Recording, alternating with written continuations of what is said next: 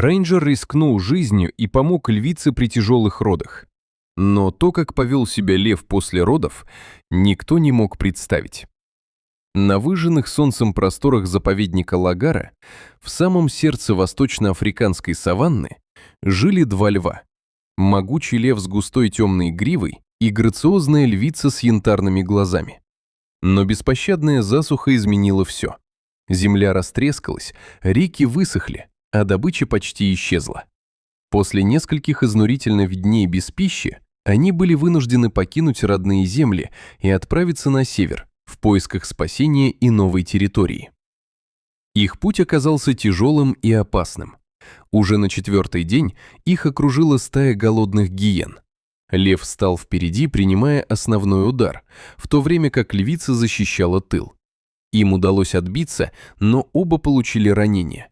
Позже, при переправе через мутную реку, львицу едва не утащил крокодил.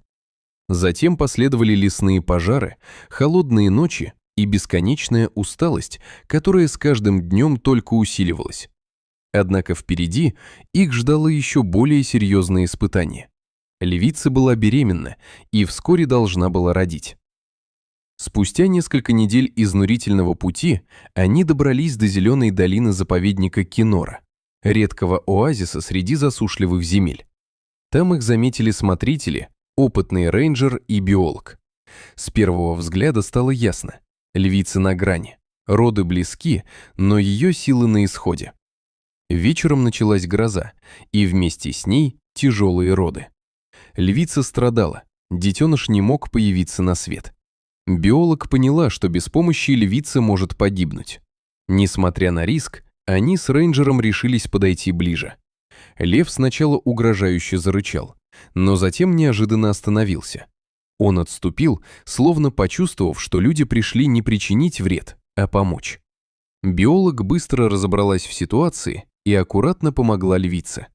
Через несколько напряженных минут на свет появился львенок. Слабый, но живой. Лев подошел ближе, осторожно обнюхал малыша, а затем посмотрел на людей. В его взгляде не было агрессии, только спокойствие и нечто похожее на благодарность. Прошло 2 месяца. Однажды джип смотрителей заглох прямо посреди саванны. Внезапно из высокой травы появился старый лев. Изгнанный соперник, полный ярости и жажды нападения. Люди оказались без защиты, но в критический момент появился тот самый лев.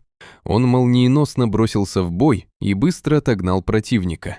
Однако вместо преследования остановился и посмотрел на людей, словно проверяя, все ли с ними в порядке, а затем спокойно вернулся к своей семье.